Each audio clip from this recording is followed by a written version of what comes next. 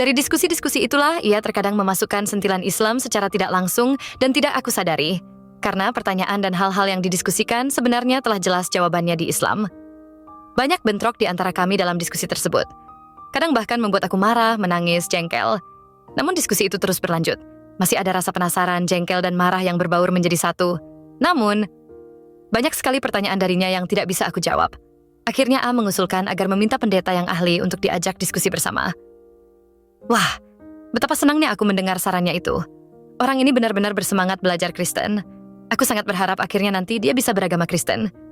Rasanya bahagia jika aku berhasil membuat ia mengikuti iman Kristen. Dengan sebab tersebut, aku mencari dan menghubungi pendeta yang terkenal, senior dan sangat berkualitas di Jogja. Sebut saja Pendeta X. Aku berharap Pendeta X dapat membantuku memberi pelajaran tentang Kristen kepada A.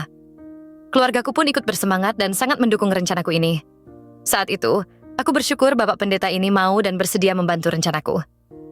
Akhirnya, kami melakukan diskusi bertiga. Keadaannya saat itu bukanlah sebagaimana seseorang yang ingin saling berdebat antar agama. Tidak. Kondisi saat itu, baik A maupun aku sama-sama sebagai orang yang belajar dan mencari kebenaran. Walaupun tidak ada pernyataan sebagaimana yang A lakukan, bahwa jika Islam lebih benar, aku akan mengikuti agamanya. Mulailah kami berdiskusi setiap pekan di hari Sabtu. Beberapa pertanyaan yang A ajukan antara lain adalah, kapan dan bagaimana cara Yesus berpuasa? Mengapa orang Kristen tidak berpuasa? Tentang penghapusan hukum Taurat, Yesus menolak membasuh tangan sebelum masuk rumah. Benarkah kisah yang menceritakan Yesus berdoa dengan bersujud? Dan bagaimana orang Kristen berdoa saat ini? Dahulu, orang Yahudi termasuk Yesus di khitan. Mengapa orang Kristen sekarang tidak? Pendeta menjawab, orang Kristen ada yang berkhitan tapi bukan untuk mengikuti hukum Tuhan, Taurat, tetapi untuk alasan kesehatan. Mengapa orang Kristen tidak mengenal najis? Padahal hal najis di Taurat lebih berat daripada hukum Islam. Pendeta menjawab, dalam Kristen hal itu tidak perlu karena di dalam tubuh kita juga ada najis. Apakah surga itu bertingkat-tingkat menurut Kristen? Pendeta menjawab, tidak, dalam Kristen surga tidak bertingkat-tingkat.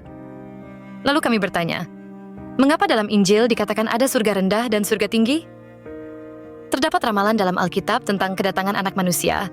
Ia akan berada di perut bumi 3 hari 3 malam, seperti kejadian Nabi Yunus di dalam perut ikan. Siapakah dia? Pendeta menjawab, jelas ramalan untuk Yesus setelah kematian di kayu salib dan dikubur di gua. Akhirnya kami bertiga sama-sama menghitung.